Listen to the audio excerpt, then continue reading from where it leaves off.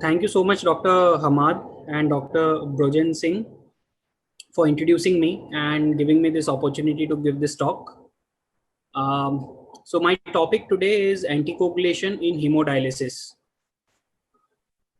तो ये जो आज का टॉक है, ये जितने भी टेक्नीशियंस हैं जो डायलिसिस हम लोग कर रहे हैं, तो ये टॉपिक आई थिंक सबके लिए काफ़ी कॉमन टॉपिक है और सबको काफ़ी हद तक पता होगा कि हेपेरिन कैसे यूज़ करना होता है। तो इस टॉक में जनरली हम खाली कुछ बेसिक चीज़ों को ब्रश अप करेंगे ताकि आपको ये पता चले कि हेपेरिन कुछ नई चीज़ें हेपेरिन के बारे में और क्या क्या इंपॉर्टेंट पॉइंट्स है जो हमें ध्यान रखना है। So patients on haemodialysis are at risk of both bleeding tendency and thrombosis. जो हमारे डायलिसिस पेशेंट्स होते हैं उनमें काफ़ी कारणों की वजह से ब्लीडिंग रिस्क भी ज़्यादा है और थ्रोम्बोसिस रिस्क भी ज़्यादा है। तो ये एक बैलेंस है जो इंटरनली मेंटेन बॉडी में होता है, लेकिन अगर कोई एक फैक्टर ज़्यादा हो जाए तो बहुत जल्दी थ्रोम्बोसिस भी हो सकता है डायलिसिस पेशेंट्स में और बहुत ही जल्द ब्लीडिंग भी हो सकता है। तो जब हम डायलिसिस पे लेते हैं पेशेंट को, तो जो डायलिसिस सर्किट है, स्टार्टिंग फ्रॉम आईवी कैन्यूला, उसके बाद उसका blood tubings followed by the dialyser और एक्सटर्नल जो भी फैक्टर्स हम कनेक्ट करते हैं पेशेंट को, उन सब चीज़ों में एक रिस्क होता है थ्रोम्बोसिस का। बिकॉज हमारे बॉडी में जो थ्रोम्बोसिस है वो प्रेसिपिटेट होता है दो पाथवे से, इंट्रिंसिक पाथवे और एक्सट्रिंसिक पाथवे। ये दोनों पाथवे हमें जानने की ज़रूरत नहीं है, लेकिन अगर आप नीचे देखेंगे तो ये बहुत सारे फैक्टर्स होते हैं ब्लड में। ये छोटे छोटे एंजाइम्स हैं जो ब्लड में सर्कुलेट होते हैं और लास्ट में जाके ये जो दोनों पाथवे हैं, ये कॉमनली ये फैक्टर 10 एक फैक्टर है जो कि एक्टिवेट होता है और ये फैक्टर 10 एक्टिवेट होके प्रोथ्रोम्बिन को थ्रोम्बिन में कन्वर्ट करता है और ये thrombin is called the thrombus. ये फिब्रिनोजेन को फिब्रिन बनाता है। तो अगर किसी तरह से ये एक्सट्रिंसिक पाथवे या इंट्रिंसिक पाथवे अगर एक्टिवेट हो जाए तो थ्रोम्बस बनेगा। तो हमारा जो डायलाइजर होता है और जो ब्लड ट्यूबिंग्स है, ये सारी चीजें दोनों एक्सट्रिंसिक और इंट्रिंसिक पाथवे को एक्टिवेट कर सकता है। तो हमें अगर इस थ्रोम्बस को प्रिवेंट करना है तो हमें एक ऐसा एजेंट यूज करना पड़ेगा जो कि फैक्टर 10 को इनिबिट करे। ये जो कॉमन फैक्टर है फैक्टर 10, इसको इनिबिट करे और इसी जगह पर हेपेरिन काम करता है। तो इस टॉक में हम we will talk about unfractionated heparin जो हम कॉमनली यूज करते हैं, लो मॉलिक्यूलर वेट हेपेरिन। ये जो नीचे के जितने भी हैं, लो molecular weight heparin, heparin free dialysis, heparin coated filter, citrate anticoagulation, ये सब हम रेगुलरली यूज नहीं करते हैं, तो शायद हमें ध्यान ना रहे कि ये सब किस तरह से इफेक्ट करते हैं बॉडी को। तो इनके बारे में मैं थोड़ा थोड़ा बताऊंगा एंड ग्रॉसली हम लोग अनफ्रैक्शनेटेड हेपेरिन के बारे में बात करेंगे। तो अनफ्रैक्शनेटेड हेपेरिन ये जो फैक्टर 10 और थ्रोम्बिन है, इन दोनों को इनिबिट करता है। तो अगर डायलिसिस के सर्किट की वजह से एक्सट्रिंसिक और इंट्रिंसिक पाथवे एक्टिवेट होता है तो भी वो थ्रोम्बस नहीं बना पाएगा, क्योंकि हेपेरिन दे के हम इसको इनिबिट कर देते हैं। तो that is the role of heparin in preventing thrombosis in the extra corporeal circuit. तो अब हेपेरिन हमें देना कैसे है? हेपेरिन देने के कुछ तरीके हैं। जैसे आप सबको पता है कि एक कांस्टेंट इन्फ्यूजन मेथड है और एक बोलस मेथड है। तो कुछ सेंटर्स में क्या करते हैं कि स्टार्टिंग में हम एक बोलस देंगे हेपेरिन का और उसके बाद फिर एक कंटिन्यूअस इन्फ्यूजन लगा देंगे हेपेरिन का। एक सिरिंज है और वहाँ पे मशीन में हेपेरिन लगाने की जगह होती है, जहाँ पे उस सिरिंज के थ्रू डायलाइजर के पहले और आर्टेरियल ब्लड पंप के बाद हम एक इन्फ्यूजन लगा देंगे एट अ कांस्टेंट रेट। और बोलस मेथड है कि आप कुछ कुछ देर में बोलस देते रहें। And then the method C is tight heparin, जिसको हम लोग लो हेपेरिन बोलते हैं। तो मेथड ए कांस्टेंट इन्फ्यूजन में ये एक ग्रॉस डोजिंग है जो कि आई थिंक काफ़ी सेंटर्स में यही डोज फॉलो होता है। तो स्टार्टिंग में हम बोलस देते हैं लगभग 2000 to 3000 यूनिट्स। अगर उसको हम केजी में लें तो अप्रॉक्सीमेटली 50 यूनिट्स पर केजी। तो अगर हमारे डायलिसिस सेंटर में एवरेज 50 to 60 केजी के पेशेंट्स हैं तो हम उनको 2 to 3000 यूनिट बोलस देंगे। लेकिन अगर कोई हमारे पास बच्चा डायलिसिस कर रहा है, जैसे अगर कोई छोटा बच्चा है जिसका वेट 20 केजीज या 40 केजीज है, तो उनको हम अप्रोप्रिएटली हेपेरिन का डोज हमें कमाना पड़ेगा। तो उसको कैलकुलेट करने के लिए हम 50 से मल्टीप्लाई कर सकते हैं। तो अगर 20 केजी का चाइल्ड है तो उनको हम 50 into 20, that means 1000 units heparin देंगे बोलस। उसके बाद हम इन्फ्यूजन लगाएंगे 1200 units per hour, approximately 1000 units per hour. तो ये हमें ध्यान रखना है कि 2000 unit bolus followed by 1000 units per hour, एक एवरेज 50 से 60 केजी के पेशेंट में। तो फर्स्ट आवर में हम इन्फ्यूजन देंगे 1000 mg, सेकेंड आवर में 1000, थर्ड आवर में 1000। तो टोटल मिला के अराउंड 5000 यूनिट हेपेरिन पेशेंट के बॉडी में जाएगा, और थर्ड आवर के बाद हम हेपेरिन इन्फ्यूजन को बंद कर देंगे। तो जब हम हेपेरिन देते हैं तो कुछ मेथड्स हैं जिनके थ्रू हम मेजर कर सकते हैं कि हम जो हेपेरिन दे रहे हैं वो ज़्यादा है या कम है। तो there is a test called APTT। APTT है एक्टिवेटेड पार्शियल थ्रोम्बोप्लास्टिन। तो इसमें क्या होता है कि जो नॉर्मल बेसलाइन वैल्यू है वो राउंड अबाउट 30 to 32 होता है। तो ड्यूरिंग डायलिसिस इसको हम डबल टारगेट करते हैं, इसका जो वैल्यू है वो अराउंड 60 to 70 टारगेट करते हैं, 2 to 2.5 टाइम्स ड्यूरिंग डायलिसिस। और जब हम डायलिसिस खत्म करते हैं तो उसको कमा के हमारा टारगेट रहता है कि 1.5 पे आ जाए। तो जनरली क्या होता है डायलिसिस यूनिट्स में ये मेथड्स हम लोग फॉलो नहीं करते हैं, क्योंकि तो ये कॉस्टली है और ये कम्बरसम हो सकता है।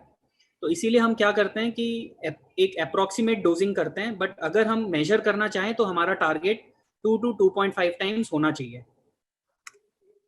तो हम हेपेरिन को बंद कब करेंगे? अगर हम कांस्टेंट इन्फ्यूजन दे रहे हैं, we should stop the heparin infusion on prior to the end of dialysis. अगर हम डायलिसिस खत्म होने घंटे पहले हेपेरिन को बंद करेंगे तो हमारा जो डायलिसिस के एंड में हेपेरिन की वजह से ब्लीडिंग टाइम है वो कम जाएगा, और वो कम होके 1.5 टाइम्स में आ जाएगा। तो ब्लीडिंग का रिस्क कम जाएगा, क्योंकि अगर हम हेपेरिन एंड तक देते रहे तो जब हम नीडल निकालेंगे तो नीडल निकालते समय काफी ब्लीडिंग हो सकता है। तो you have to give a bolus, then continue a infusion and stop the infusion before 1 hour of end of dialysis. तो लास्ट 1 घंटे में हमें कोई हेपेरिन नहीं देना है। और सबसे इंपॉर्टेंट बात है कि remember the dose 50 unit per KG, ये हमारा बोलस डोज होना चाहिए।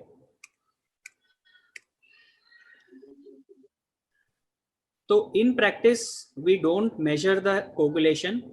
अगर हमें लगता है कि ब्लीडिंग रिस्क ज़्यादा है तो जनरली हम क्या करते हैं कि पेशेंट को या तो लो हेपेरिन डायलिसिस कर देते हैं या हेपेरिन फ्री डायलिसिस कर देते हैं। Method B, bolus dosing. तो बोलस डोजिंग में क्या है, again you follow this dose. The initial dosing is approximately 2000 to 3000 units, and then you give again 1000 units at the end of second hour and 1000 unit at the end of third hour। ये fourth our में हम नहीं देते हैं unless हमारा dialysis prolong है। तो 3000 1000 1000, तो again we can give around 5000 units of heparin, and last 1 hour we don't give any bolus.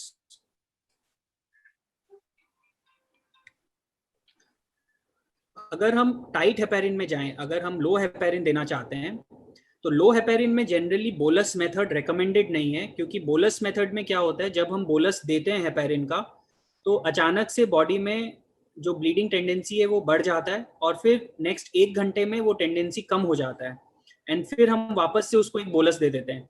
तो जब हम टाइट हेपेरिन करते हैं, लो हेपेरिन मतलब जब पेशेंट को ब्लीडिंग का रिस्क ज़्यादा है, तो उस समय अगर हम बोलस मेथड फॉलो करेंगे तो बोलस मेथड में कभी कभी ब्लीडिंग होने का चांस ज़्यादा रहता है, तो हम कांस्टेंट इन्फ्यूजन मेथड में जाते हैं। लेकिन कुछ कुछ सेंटर्स में इवन लो हेपेरिन में बोलस दिया जाता है, बिकॉज बोलस देने से थोड़ा ईज रहता है। Which are the patients where we go for tight heparin और मिनिमम डोज हेपेरिन? जब हमें लगे कि पेशेंट का ब्लीडिंग रिस्क ज़्यादा है, तो ब्लीडिंग रिस्क ज़्यादा होने के टाइम पे हम इसको हेपेरिन के डोज को कमा देते हैं या फिर हेपेरिन फ्री डायलिसिस पे आ जाते हैं। तो when are the bleeding risk high, तो अगर किसी patient, I come to the risk a little letter.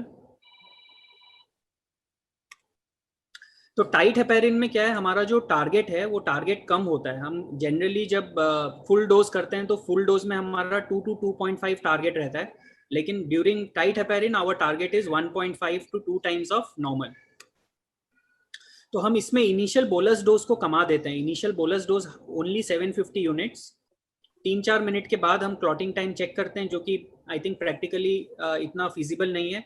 उसके बाद हम 600 यूनिट्स पर आवर करके इन्फ्यूजन लगा देते हैं for the next 2 to 3 hours. So total जो डोज है वो लाउड अबाउट 3000 यूनिट्स पेशेंट को मिलता है। 3000 यूनिट से ज़्यादा हम नहीं देते हैं लो डोज हेपेरिन में।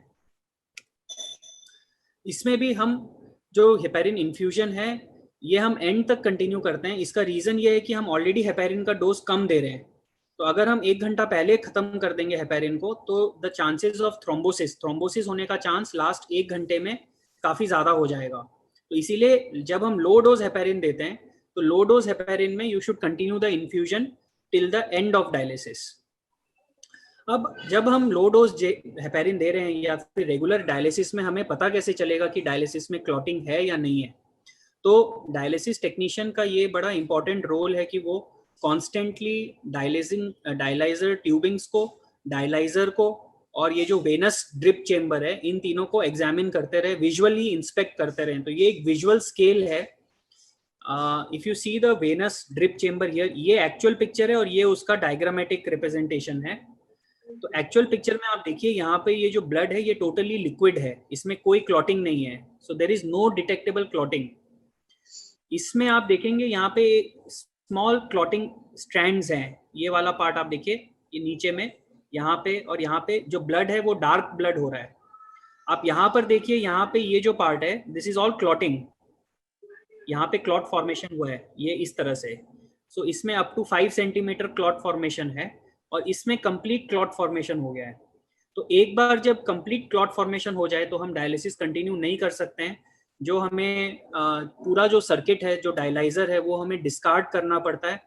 एंड द टोटल वॉल्यूम, ये जो एक्स्ट्रा कॉर्पोरियल सर्किट का वॉल्यूम है वो लगभग 150 ml होता है। तो every time there is a clotting, patient का 150 to 200 ml ब्लड लॉस हो जाता है।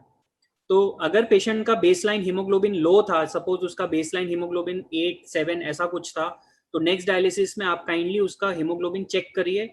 अगर हीमोग्लोबिन 6 के नीचे है या 7 के नीचे है तो you give a blood transfusion. तो ब्लड क्लॉटिंग एक ऐसा चीज है जो I think if you can detect it early तो आप उसको प्रिवेंट कर सकते हैं। क्योंकि अगर आपने इसको विजुअली इंस्पेक्ट किया है और आपको इस तरह का क्लॉटिंग मिल रहा है तो आप हेपेरिन डोज को बढ़ा सकते हैं, ब्लड पंप का स्पीड को बढ़ा सकते हैं, ताकि क्लॉटिंग जो है फिर से जो चांस है वो कम जाए। Now other thing is the dialyser. Now if you look at the dialyser, ये एक नॉर्मल डायलाइजर है जिसमें कुछ भी कोगुलेशन नहीं है। इसमें all the fibres are white. अगर आप यहाँ देखेंगे, ये वॉश करने के बाद है। अगर आप डायलाइजर रीयूज कर रहे हैं तो ये वॉश करने के बाद आप देख सकते हैं। या फिर अगर आप dialysis during the process of dialysis, हम क्या कर सकते हैं कि जो ब्लड इनलेट है उसको 15 सेकेंड के लिए बंद करके उसको हाथ से पकड़ के आप 200 ml, 250 ml, मतलब around 200 ml, 250 ml saline flush कर सकते हैं। तो आप जब सलाइन फ्लश करेंगे तो जो डायलाइजर है उसमें से ब्लड वॉश हो जाएगा और आप इस तरह से डायलाइजर को इंस्पेक्ट कर सकते हैं, आंखों से देख सकते हैं। तो जब आप डायलाइजर देखेंगे तो आपको इस तरह से ये अगर स्ट्रैंड्स नजर आए तो this indicates light pink colour, it indicates कि कुछ क्लॉटिंग शुरू हो चुका है। अब इस डायलाइजर में आप देखें ये ऑलमोस्ट 10% क्लॉटिंग हो चुका है। तो ये आपका कट ऑफ होना चाहिए। अगर 10% एक डायलाइजर में क्लॉटिंग आपको दिख जाए, ये आप पिक्चर अपने मन में बिठा लीजिए। अगर आपको इतना क्लॉटिंग किसी डायलाइजर में दिख जाए तो उस डायलाइजर को आप काइंडली रीयूज ना करें। इसको रीयूज करना ठीक नहीं है। ऑब्वियसली अगर आप रीयूज मशीन्स यूज कर रहे हैं तो रीयूज मशीन्स में इंडिकेटर्स होते हैं कि डायलाइजर्स में कितने % क्लॉटिंग हो चुका है। बट ज़्यादातर सेंटर्स, जो पेरिफेरी सेंटर्स हैं, वहाँ पे इस तरह की चीज़ें अवेलेबल नहीं है। तो आई थिंक अगर ये पिक्चर आप ध्यान में रखें तो आप आइडिया लगा सकते हैं कि रीयूज करना है कि नहीं करना है। नाउ सपोज आपने हेपेरिन डोज अच्छे से दिया है, आपने 3000 बोलस दिया है, फिर 1000 दिया है। अच्छा, इसमें ये भी ध्यान रखना है कि अगर पेशेंट ओबीज है, say suppose patient's weight is 80 kgs, तब आपको हेपेरिन डोज ज्यादा देना है। Because 80 into 50 4000 units. तो आपको इनिशियली 4000 यूनिट हेपेरिन देना है एंड देन अकॉर्डिंगली आपको मॉडिफाई करना है अपना हेपेरिन डोज। तो अगर मान लीजिए आपने हेपेरिन डोज सही दिया है लेकिन फिर भी आपका क्लॉटिंग हो रहा है तो it's not always the heparin. तो जरूरी नहीं है कि हेपेरिन ही हमेशा प्रॉब्लम करे। तो you should look at other factors, कुछ और चीजें हैं जिसकी वजह से क्लॉटिंग हो सकता है। तो one of the most common reason is कि अगर आपने डायलाइजर को इनएडिक्वेट प्राइमिंग या पुअर प्राइमिंग टेक्निक, अगर आपने ठीक से उसको प्राइम नहीं किया है, उसमें एयर बबल्स अगर रह जाए तो उससे आपका क्लॉटिंग हो सकता है। सेकेंड है कि जब हम डायलिसिस शुरू करते हैं तो उस समय हमें हेपेरिन इन्फ्यूजन देना पड़ता है, उसका अगर हम ठीक से प्राइम ना, उस समय प्राइमिंग ठीक से ना करें, उससे भी क्लॉटिंग हो सकता है। अगर आपके डायलिसिंग सर्किट में किंग्स हैं, बहुत एक्यूट बेंड्स हैं, तो उससे भी डायलिसिस में क्लॉटिंग हो सकती है। वैस्कुलर एक्सेस, ये मोस्ट इंपॉर्टेंट है। कभी कभी क्या होता है कि जो हमारा एक्सेस है वो स्टेनोसिस रहता है, उसमें वेनस प्रेशर ज़्यादा रहते हैं। तो जब इस तरह से स्टेनोसिस रहेगा तो आपका ब्लड क्लॉट होने का चांस ज़्यादा रहता है। सेकेंड है एक्सेस रीसर्कुलेशन। तो ऐसा मैंने देखा है कि कभी कभी जो दोनों नीडल्स है वो आपको ऑपोजिट डायरेक्शन में लगाना होता है, लेकिन काफ़ी जगहों पे जो टेक्नीशियंस हैं उनको ऑपोजिट में मिल नहीं पाता है सेगमेंट, तो वो सेम साइड लगा देते हैं। अगर आप सेम साइड नीडल लगाएंगे तो आपका एक्सेस रीसर्कुलेशन ज़्यादा होगा। उसके दो प्रॉब्लम्स हैं। जब रीसर्कुलेशन होगा तो आपका डायलिसिस इनएडिक्वेट होगा, KTYV अचीव नहीं होगा, एंड सेकेंड आपके डायलिसिस सर्किट में क्लॉटिंग हो सकता है। तो इसको भी ध्यान रखना है। सेकेंड है कि से सपोज कोई पेशेंट CLD का पेशेंट है, कार्डियक पेशेंट है, इन पेशेंट्स में क्या होता है, बीपी फ्रीक्वेंटली ड्रॉप करता है। तो अगर आपका इंट्राडायलिटिक हाइपोटेंशन या फिर आपने अगर ड्राई वेट को ठीक से मेंटेन नहीं किया है, आपका आप ज़्यादा अल्ट्राफिल्ट्रेशन कर रहे हैं, तो आपका इंट्राडायलिटिक हाइपोटेंशन होगा। अगर हाइपोटेंशन की वजह से आप फ्रीक्वेंटली डायलिसिस को इंटरप्ट कर रहे हैं, या मान लीजिए इंट्राडायलिटिक कुछ और कॉम्प्लिकेशंस है जिसकी वजह से आप डायलिसिस को इंटरप्ट कर रहे हैं बार बार, तो उसकी वजह से भी डायलिसिस में सर्किट में क्लॉटिंग हो सकता है। तो जब भी क्लॉटिंग हो, आप सबसे पहले आप पेशेंट के हाथ को देखें, उसके एक्सेस को देखें। Is there any problem in the access, venous pressure कैसा है, कोई स्टेनोसिस है, आपने फ्लो कितना रखा हुआ है। फ्लो अगर आप 150 150 के आसपास रखेंगे और आप हेपेरिन का डोज कम देंगे तो क्लॉटिंग ज़्यादा होगा। हाई फ्लो में क्लॉटिंग का चांस कम होता है। सेकेंड, आप सर्किट को देखें, सर्किट में कहीं कोई किंग है क्या।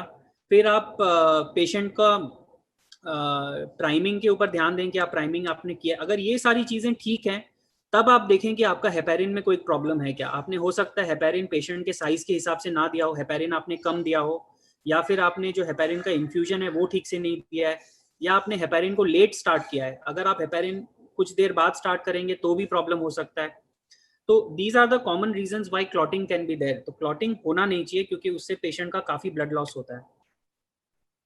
अगर हो रहा है तो काइंडली इन्फॉर्म योर नेफ्रोलॉजिस्ट, उसको इवैल्यूएशन करवाएं कि वो क्यों हो रहा है। तो अब हेपेरिन से प्रॉब्लम क्या क्या हो सकती है। Number one problem is bleeding. अगर आप हेपेरिन ज़्यादा देंगे तो हो सकता है ब्लीडिंग हो पेशेंट को। The risk of bleeding is proportional to the APTT and not the heparin dose. तो ज़रूरी नहीं है कि हेपेरिन डोज आप अगर 3000 या 5000 यूनिट दे रहे हैं तो सबको ब्लीडिंग हो। तो आई थिंक APTT मॉनिटर करना मुश्किल है, तो आई थिंक क्लिनिकली आपको हेपेरिन डोज के ऊपर से ही जाना पड़ेगा। अगर आपका पंक्चर साइट से ब्लीडिंग हो रहा है, ये बहुत इंपॉर्टेंट पॉइंट है, तो ऐसा मत समझिए कि आपका हेपेरिन डोज ज़्यादा है करके ब्लीडिंग हो रहा है। सबसे पहले आपको ये देखना है कि एक्सेस में कोई ब्लॉकेज है क्या। कभी कभी क्या होता है, एक्सेस में आउटफ्लो स्टेनोसिस होता है जिसकी वजह से बैक प्रेशर ज़्यादा है, और उस बैक प्रेशर की वजह से आपका ब्लीडिंग कंटिन्यूड रहता है।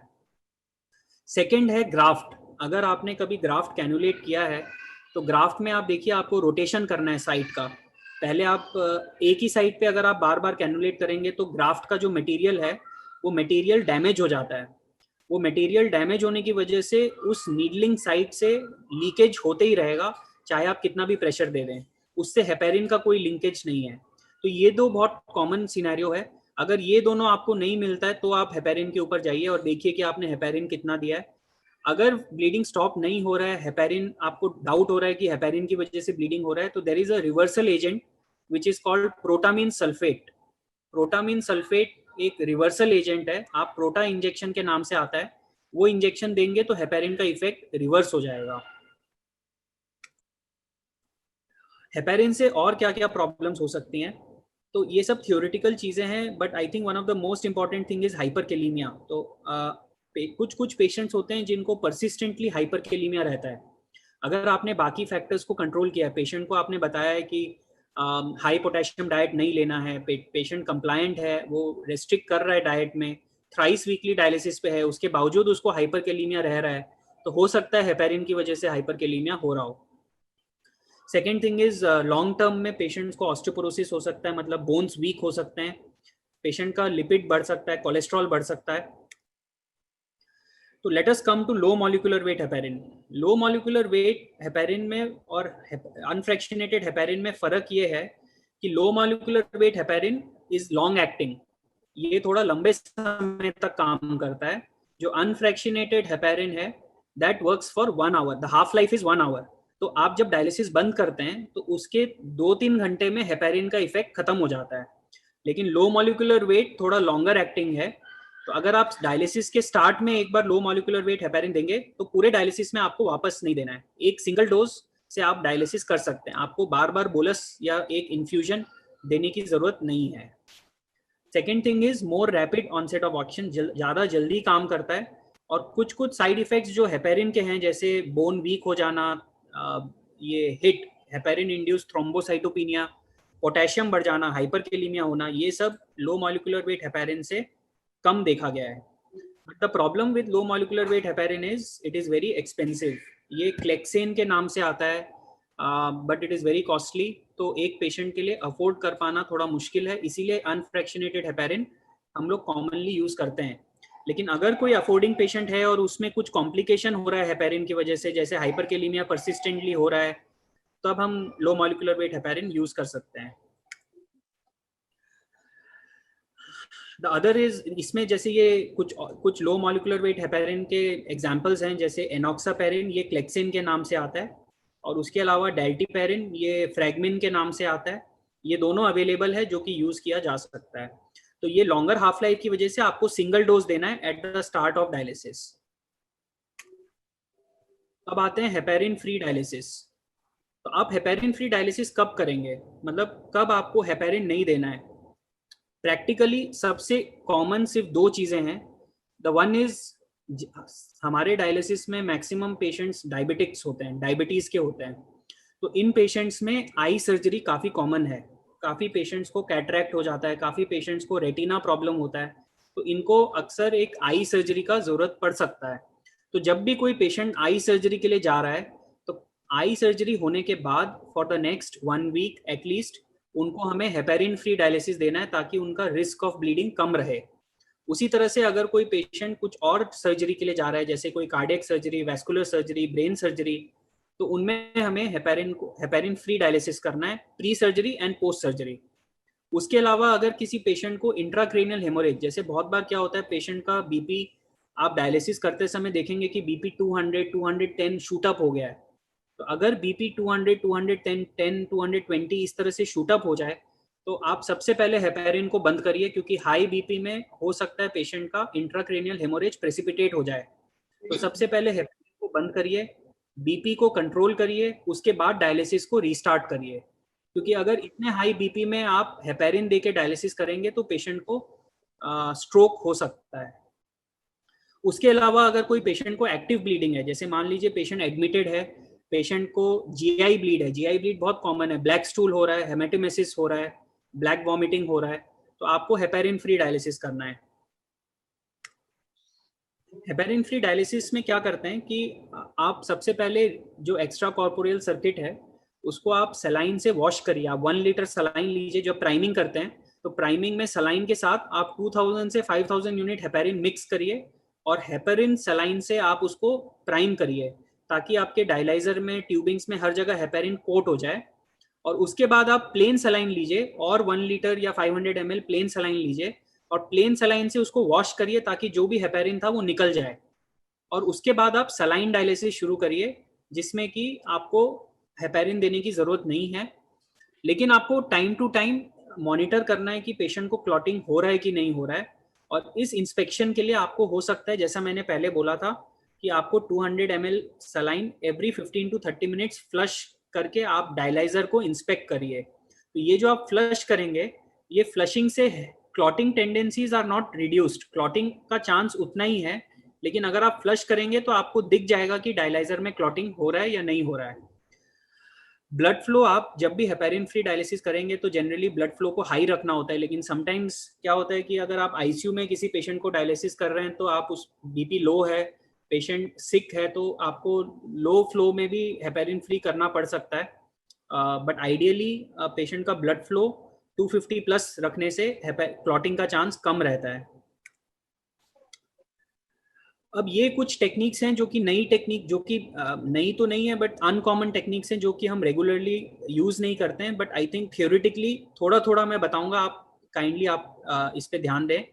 Regional anticoagulation with protamine reversal, तो ये टेक्निक में क्या है कि हम हेपेरिन देते हैं, हेपेरिन दे के डायलिसिस करते हैं, लेकिन ब्लड जब अंदर जा रहा होता है बॉडी में, when the blood returns to the body, इस समय हम प्रोटामिन दे के जो हेपेरिन का इफेक्ट है उसको न्यूट्रलाइज कर देते हैं। तो this is called protamine reversal. Heparin coated filter, इसमें क्या होता है कि जो डायलिसिस फिल्टर है, वो डायलिसिस फिल्टर में हेपेरिन कोटेड फिल्टर्स आते हैं, लेकिन इसमें देखा गया है कि जो कोटेड फिल्टर्स हैं उसमें कोई they were associated with a significantly increase risk of membrane clotting. तो ये इतना सक्सेसफुल मेथड नहीं है, but it is available, heparin coated filters. Regional citrate anticoagulation, citrate में क्या होता है कि जो ये एक्सट्रिंसिक पाथवे और इंट्रिंसिक पाथवे है, इसमें कैल्शियम की जरूरत पड़ती है, तो ये थ्रोम्बस बनने के लिए कैल्शियम इंपॉर्टेंट है। तो जब हम साइट्रेट देते हैं, तो साइट्रेट में क्या होता है कि साइट्रेट कैल्शियम को एब्जॉर्ब कर लेता है, and because it absorbs the calcium, the thrombosis can not happen. तो जब हम ब्लड निकालते हैं तो इसमें साइट्रेट दिया जाता है, और साइट्रेट देने की वजह से ये ब्लड एंटीकोगुलेशन हो जाता है, और जब ब्लड को हम वापस बॉडी में देते हैं तो उसमें कैल्शियम को वापस इन्फ्यूज कर दिया जाता है विद इंजेक्शंस, कैल्शियम इंजेक्शंस। तो एक तरफ हम साइट्रेट दे रहे हैं और एक तरफ हमको कैल्शियम देना है, तो ये यहाँ से कैल्शियम इन्फ्यूजन दे सकते हैं। This is called regional citrate anticoagulation. ये जनरली जो CRRT मशीन्स होती हैं, CRRT मशीन्स में यूज होते हैं, बट इसको हम नॉर्मल डायलिसिस में भी यूज कर सकते हैं, स्पेशली जब रिस्क ऑफ ब्लीडिंग ज़्यादा है, पेशेंट को बार बार क्लॉटिंग हो रहा है, तो उस समय हम पेशेंट को ये दे सकते हैं। Then there are something called heparinoids. Heparinoids मतलब जैसे कि कुछ एग्जांपल्स है, फोंडापेरिनॉक्स, डेनापेरिनॉइड। ये सब तब यूजफुल हैं जब हेपेरिन पेशेंट टॉलरेट नहीं कर पा रहा है, जैसे पेशेंट को अगर हेपेरिन इंड्यूस्ड थ्रोम्बोसाइटोपिनिया है, या हेपेरिन से पेशेंट को कुछ और प्रॉब्लम्स हो रही हैं, तब हम ये नए हेपेरिन, ये नए डेरिवेटिव्स हैं, ये दे सकते हैं, जिससे कि हेपेरिन इंड्यूस्ड थ्रोम्बोसाइटोपिनिया का इंसिडेंस कम जाता है। Their primary management, they are used primarily in the management of HIT। ये मेरा लास्ट स्लाइड है, तो this is not related to anticoagulation, लेकिन ये इंपॉर्टेंट इसीलिए है कि बहुत सारे पेशेंट्स हैं जो टेम्पररी कैथेटर्स एंड परमाकैथ्स पे रहते हैं, तो इन सब पेशेंट्स में जो हम हेपेरिन लॉक देते हैं, जो अभी doctor Tahidul was talking about lock solutions, तो while it is important to know about different lock solutions, it is also important कि आपको ये पता रहे कि लॉक सॉल्यूशन कितना देना है एक कैथेटर में। तो इसमें क्या है कि आप जब कैथेटर को देखेंगे तो कैथेटर का जो हब होता है, उस हब में ये मेंशन्ड है कि कितना ml लॉक आपको देना है। आप कोई भी लॉक सॉल्यूशन दें, आप काइंडली इस कैथेटर को एग्जामिन करें, क्योंकि हर एक पेशेंट का कैथेटर अलग होता है। जरूरी नहीं है कि हर एक पेशेंट को सेम अमाउंट ऑफ लॉक मिलना चाहिए। जैसे आप यहाँ देखिए, इसमें है 1.4 ml, 1.5 ml, यहाँ है 2.1 ml, 2.1 ml, यहाँ पे 1.1 ml। तो हर एक कैथेटर का जो लॉक अमाउंट है वो अलग रहता है। तो kindly examine the hub, look at the lock volume and then give the lock solution. Patients को अगर परमाकैथ लगा है तो उसको लॉक अमाउंट ज़्यादा देना पड़ेगा, अगर टेम्पररी कैथेटर है तो लॉक अमाउंट कम रहेगा। इससे भी आपका थ्रोम्बोसिस प्रिवेंट होगा। Thank you.